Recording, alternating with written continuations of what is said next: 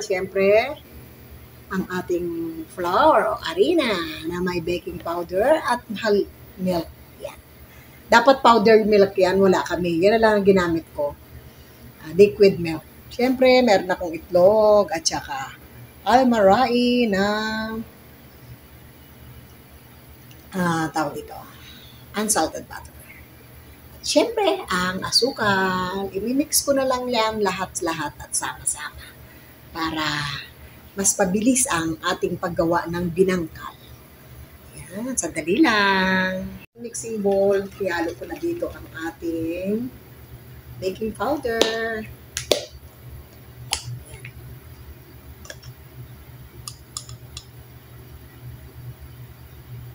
Isang kutsara lang. Tapos, haluin natin ang dry ingredients. Yan. Tapos, dito sa ating isang bowl, nilagay ko na yung asukal. Siyempre, maglagay ako ng isang itlog. At maglagay din tayo ng unsalted butter na tunaw na. Ayan. Dinagdagan ko na lang. At ang ating milk. Nahalo ko na rin dito ang ating gatas. Bali 1/2 yan gatas. Ayan, natapon pa. Ayan. Then, ihalo ko na siya dito sa aking natapon pa. Dito ko na siya ihalo para hindi masayang ang natatapon. Yan. Pinagsama ko ang dry at saka ang wet na ingredients. So, yun. At syempre, halo-halo tayo, halo-halo. Haluin natin para mag-mix lahat yan.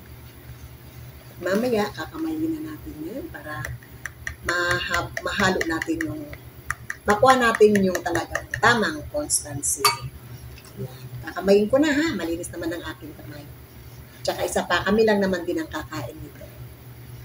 Yan. Then, mamaya-maya, okay na. Lagayin muna natin yung dough. Okay naman yung kanyang yung kanyang gatas. Hindi na ako nagdagdag ng marami pang tubig kasi liquid milk ang ginamit ko. Kung kaya naman dagdagan pa ng tubig para hindi masyadong tumigas.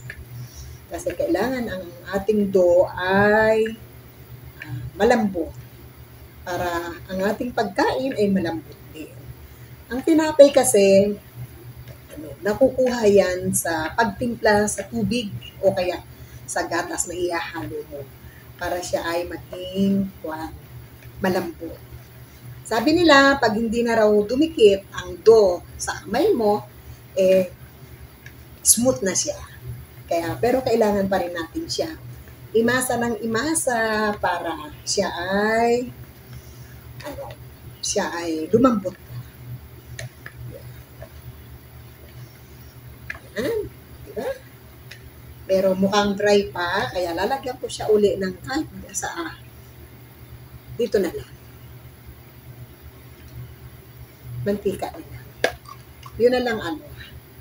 Yun na lang unsalted butter ang dinagdag ko para mas malinamnam ang ating gagawing tinapay. Ayan.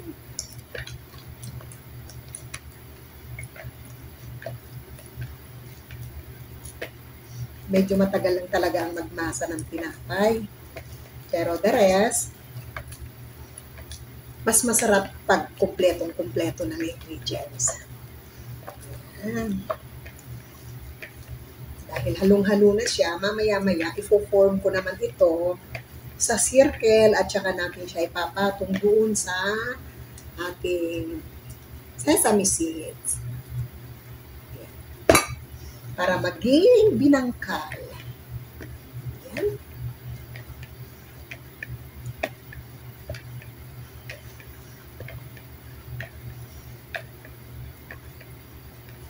Yan, okay na ang aking binangkal dough. Tikman ko ha. Yummy!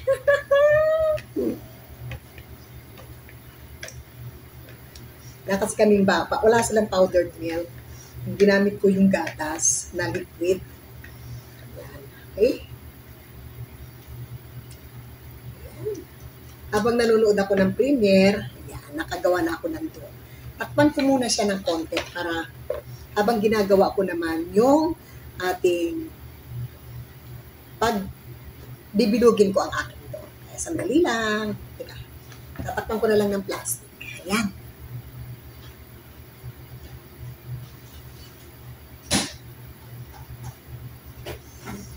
Nandun ako sa premiere, sandali. Sandali lang. Ayun. Sandali lang po. Bye-bye for now. Sandali lang. Kasi akong kuwan, yung wala akong tawag dito. Wala akong scooper ba? Para sa ating binangkal. Kaya gagawin ko, bilugin ko na lang, tansyahin ko na lang. Sabi nila, ipatong muna sa konting mantika uli or ano pa man dyan. At saka natin isawsaw sa ating sesame seeds. Ayan. Tapos, ikot-ikot ulit natin para siya para dumikit yung kanyang mga sesame. Ayan. Ang problema lang ay, ayan, siyempre, ikot-ikot ulit. Tapos, ipahit ulit natin sa ating mantika para siya ay makakuha ulit ng kanbagong sesame seeds. Ganun-ganun lang, ulit-ulit na lang. Yan. Yan ang ating binangkal for today. Yan. Yung mga natatapon naman dyan na maliliit na sesame seeds, magagamit naman. Ganun lang din hanggang sa matapos ang ating binangkal. Ayun. Ayan. At sausaw ulit natin sa sesame seeds. Tapos nito, ipiprito natin.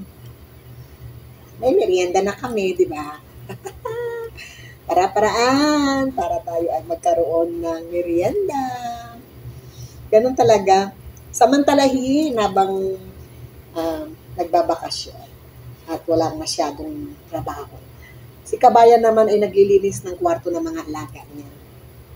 Hindi naman ako pumapanik dyan sa mga kwarto ng mga batang yan dahil ayoko rin magkaroon ng problema pagdating ng araw, di ba?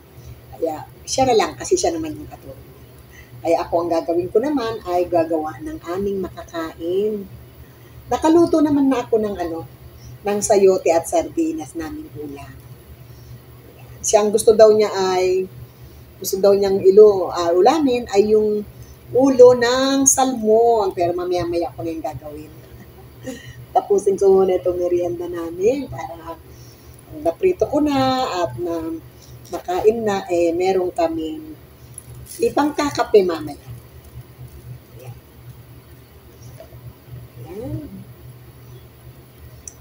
Natutunan ko ito doon sa isa nating kababayang Pilipina na talagang super pag gumawa ng binangkal. Sabi niya, ate, gawa ka rin para may merienda kayo dyan.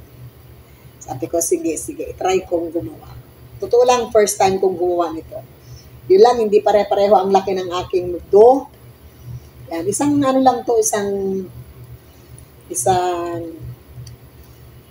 tasa at kalahati na harina. At saka, ang ingredients lang naman niya, super dali. Dali lang naman, kayang-kayang gawin kahit sa Pilipinas. Nung meron ka lang margarine o star margarine, okay na yun. Star margarine, okay na. Tapos isang itlog, syempre. Tapos asukal, depende sa'yo kung gaano karami ang gusto mong ilagay na asukal. Ako nilagyan ko lang siya ng mga 2 kutsara ata yun. Although matamis talaga, pero try lang ulit natin. At tapos sa susunod na gawa, at saka natin babawasan ng mantika o babawasan ng asukal. Siyempre, first time ba? First time gumawa. Ayan. Kung wala namang, sabi lang, nagagamit lang naman kasi itong unsalted butter pag yung hinahalo mo na siya doon sa dough na gagawin mo. Ayan. O, diba? Malinis ang kamay ko kasi naghugas muna ako. Naghugas ako ng kamay. Ayan. Ayan. Maliit na lang, konti na lang. Ayan. Meron na kaming merienda. O, diba? 2, 3, 6, 9. O, 3, 6, 9. O, diba? Hindi na masama. Pag hindi na masama. Ayan. Ilang piraso na yan.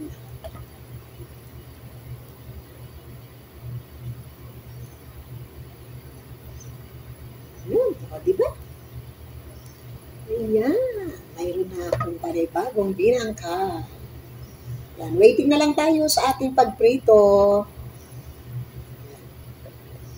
Ayan. Tapos na. Tapos. Nakagawa ako ng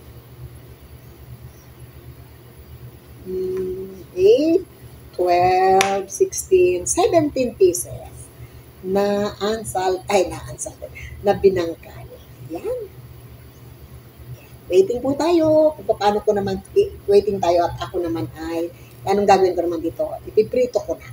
Habang nanonood ako ng ating premiere promotion kay Jens, ang aking finished product na binangkal. Although, hindi naman masyadong perfect, pero syempre, first time gumawa, at least, nakagawa ng konti.